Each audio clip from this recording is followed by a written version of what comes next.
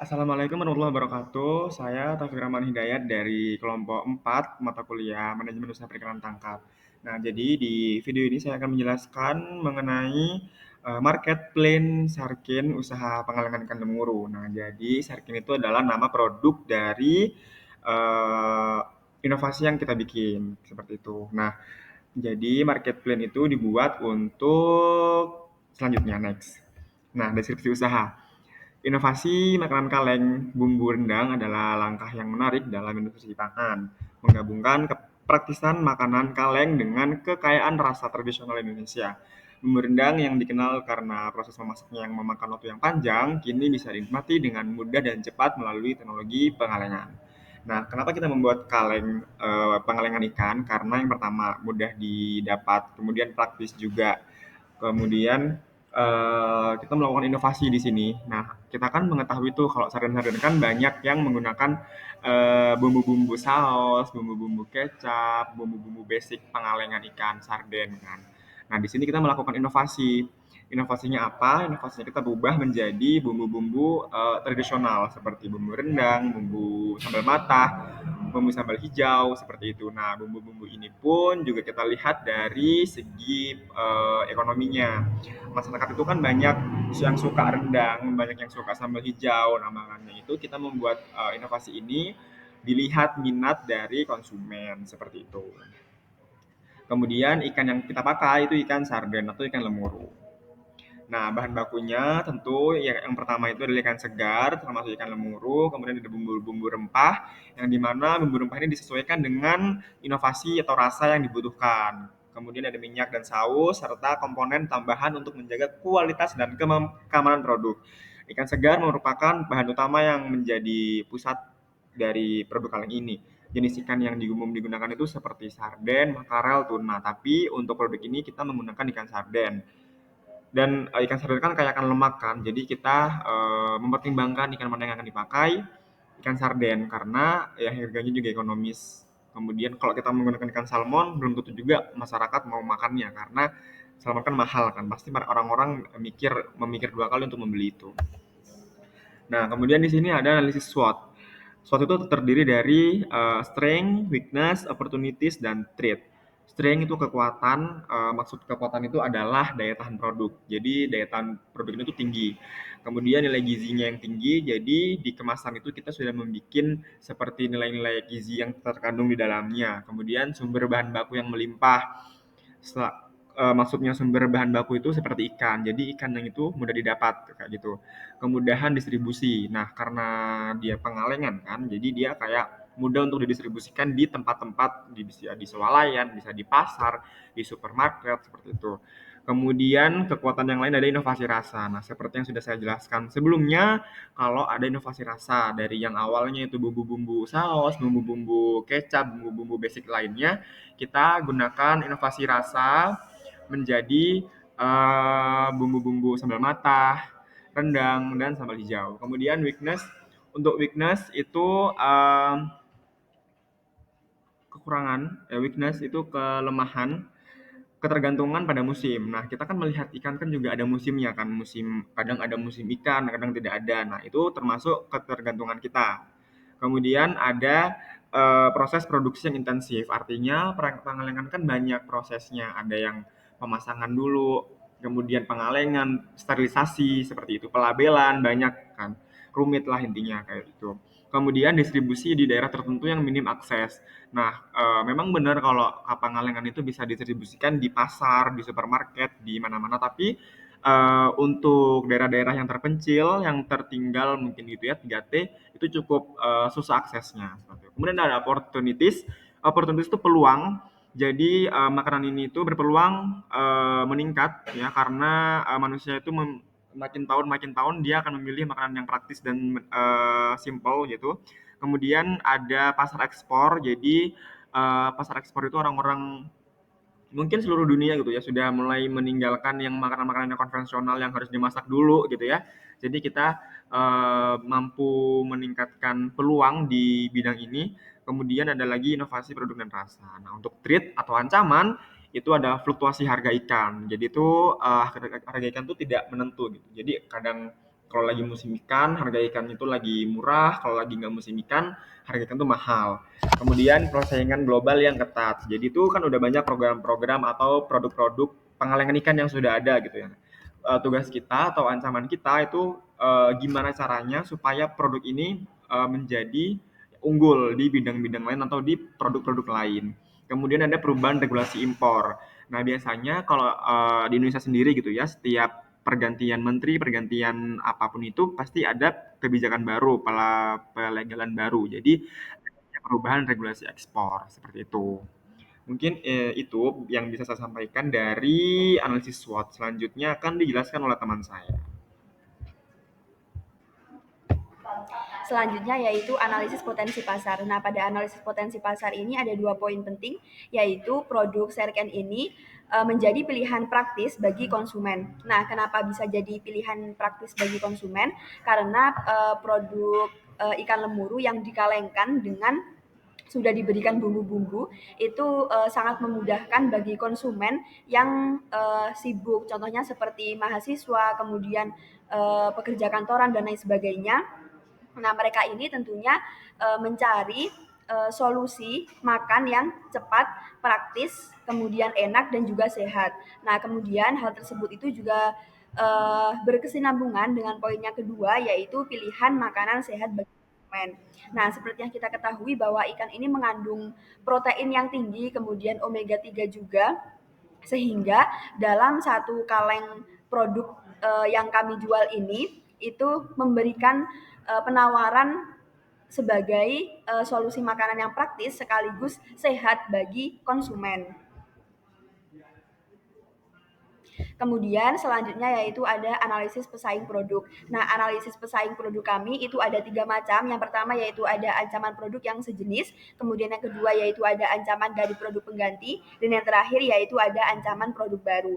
Nah, yang pertama ancaman produk yang sejenis. Ancaman produk yang sejenis ini berasal dari produk-produk yang memang sama persis dengan produk yang kita buat, baik itu rasa, kemudian bentuk dan lain sebagainya. Kemudian yang kedua yaitu ancaman dari produk pengganti.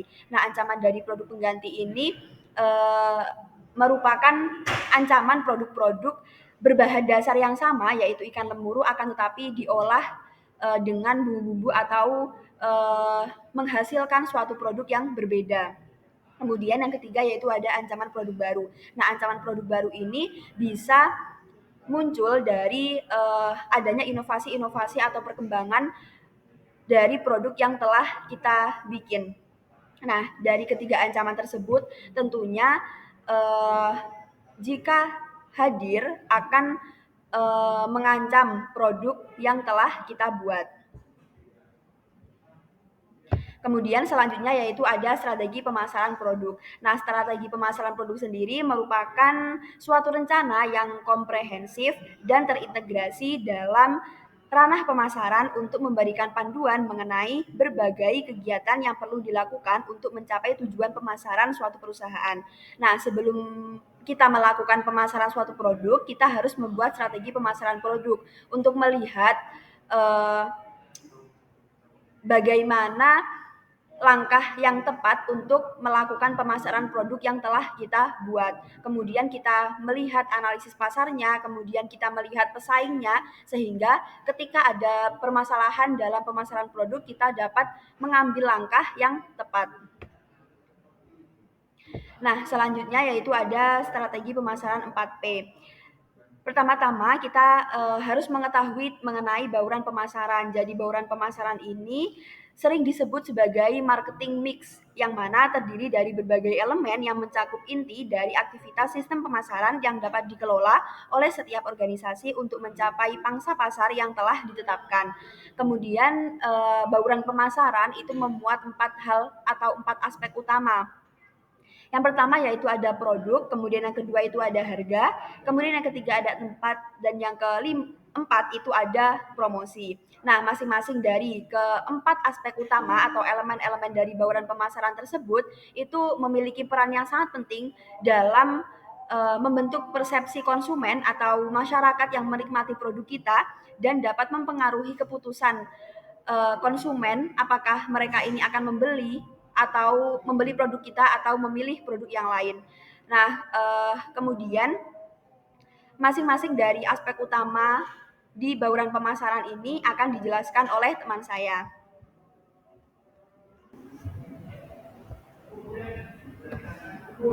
Oke, selanjutnya saya Nanda Iftia Lamina akan menjelaskan tentang produk. Nah, produk sarden Sarken memiliki rasa yang lezat dan inovatif. Sarken menawarkan variasi baru dengan cita rasa Indonesia seperti rendang, sambal mata, dan sambal hijau. Rendang dan sambal mata yang biasanya waktu lama sekarang dapat dinikmati dengan cepat. Selain itu, kandungan nutrisi dalam ikan lemuru sangat baik untuk kesehatan. Produk ini menggunakan bahan berkualitas seperti ikan lemuru, cabai, dan rempah-rempah lainnya. Perusahaan memiliki tempat penyimpanan khusus untuk menjaga kualitas ikan lemuru agar produk sarden tetap segar dan bermutu. Selanjutnya, price. Harga mempengaruhi keputusan pembelian. Produk sarden Sarken dijual murah dengan kualitas yang sama dengan pesaing lain. Harga Rp53.000 per kaleng dengan diskon beli 2 gratis 1. Diskon ini meningkatkan penjualan dan minat konsumen serta memperluas pengetahuan konsumen tentang produk. Untuk place, tujuan distribusi adalah memperluas jangkauan produk di pasar untuk memenuhi permintaan konsumen. Distribusi ikan sarden Sarken terpusat di kota besar seperti Surabaya dan Jakarta. Perusahaan dapat memproduksi 1.000 ton per bulan dan memiliki saluran distribusi ke Hero, Hypermart, Giant, dan Range Market. Produk belum tersedia luas di toko kecil, namun dapat diekspor ke China, Dubai, dan Korea Selatan dengan 55% produk yang diekspor. Promotion. Sarden Sarken melakukan promosi melalui periklanan di media sosial seperti Instagram untuk mempromosikan produknya dengan cara hemat biaya. Media sosial juga digunakan sebagai platform untuk menginformasikan produk dan perusahaan setiap hari. Penempatan iklan di televisi juga membantu meningkatkan penjualan. Selain itu, Sarden Sarken juga memanfaatkan pameran di berbagai negara untuk menarik minat konsumen dan meningkatkan volume penjualan. Namun, perusahaan belum menerapkan experiential marketing yang memungkinkan konsumen merasakan produk melalui panca indera sebelum pembelian.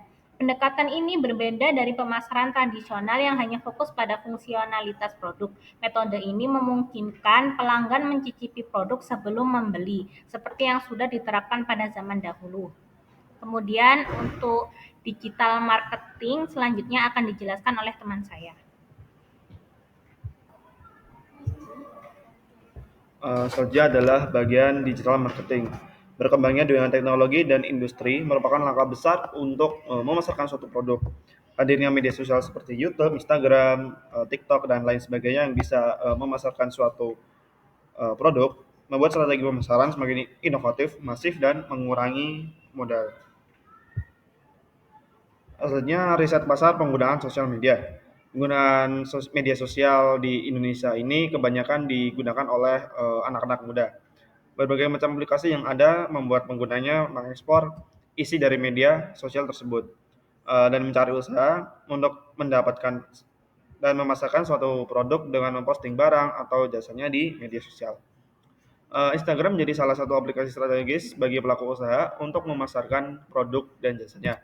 Penggunaan yang mudah dan mempunyai fitur yang periklanan berbayar guna memperluas bisnis usahanya.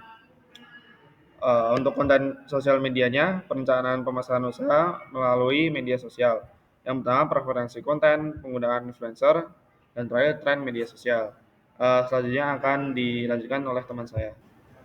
Baik, saya Rida Bedroyani. Saya akan melanjutkan mengenai presentasi teman saya tadi mengenai perencanaan pemasaran usaha melalui media sosial. Yang pertama yang perlu diketahui adalah preferensi konten. Jadi kita harus mengetahui preferensi dari konten yang kita buat. Siapakah target yang akan kita jadikan audiens? Kemudian konten apa yang disukai oleh target audiens kita. Kemudian yang kedua, penggunaan influencer. Penggunaan influencer ini penting untuk dilakukan karena mengenai pada sistem kepercayaan. Orang-orang akan lebih percaya pada orang-orang besar seperti influencer apabila influencer ini menyukai suatu produk, maka para pengikutnya akan menjadi ikut penasaran apakah benar produk ini menjadi bagus. Kemudian yang ketiga ada tren media sosial. Tren media sosial dalam perencanaan pemasaran usaha itu sangat penting untuk dilakukan, di mana kita harus mengikuti tren yang ada guna mendapatkan viewers yang lebih banyak, sehingga produk kita dapat dijangkau oleh kalangan masyarakat yang lebih luas. Kemudian selanjutnya ada perencanaan konten platform Instagram. Yang pertama ada preferensi pengguna, di mana seperti yang kita ketahui bahwasanya platform Instagram ini didominasi oleh generasi muda, sehingga konten yang kita buat haruslah sesuai dengan target audiens. Kemudian yang kedua ada daya tarik konten. Daya tarik konten seperti yang sudah dijelaskan sebelumnya bahwasanya pengguna Instagram didominasi oleh anak-anak muda, sehingga konten yang kita buat harus bersifat unik dan konten-konten yang disukai anak muda, sehingga dapat menggait ketertarikan mereka terhadap produk kita. Kemudian penggunaan hashtag. Penggunaan hashtag ini penting dilakukan guna memudahkan para pengguna untuk mencari produk kita di sosial media. Kemudian yang terakhir ada peran endorse dan influencer. Endorse dan juga influencer ini perlu dilakukan dalam perencanaan konten platform media sosial, terutama Instagram, di mana influencer ini akan membantu memasarkan kepada para pengikutnya sehingga produk kita dapat dikenal oleh masyarakat dengan lebih luas. Yang selanjutnya ada perencanaan konten platform Facebook. Yang pertama, acuan tim pemasaran. Perencanaan konten platform dalam Facebook ini perlu dilakukan karena perencanaan ini dapat digunakan sebagai acuan untuk tim pemasaran dalam melakukan konten-konten pemasaran.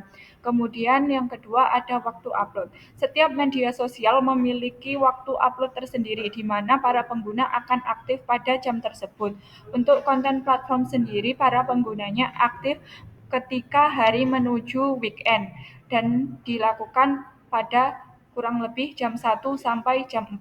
Kemudian jenis konten. Jenis konten pada Facebook harus disesuaikan dengan para penggunanya, di mana penggunanya seperti yang kita tahu adalah orang-orang dengan usia lebih tinggi atau lebih tua. Kemudian yang selanjutnya ada perencanaan konten platform TikTok. Yang pertama adalah target audiens. Kurang lebih sama seperti Instagram, TikTok ini didominasi oleh anak-anak muda. Jadi kita harus mengerti apa yang disukai anak muda dan yang tidak disukai anak muda, sehingga produk kita dapat menarik perhatian dari anak muda tersebut. Kemudian yang kedua, kita harus mengetahui tujuan konten yang kita buat.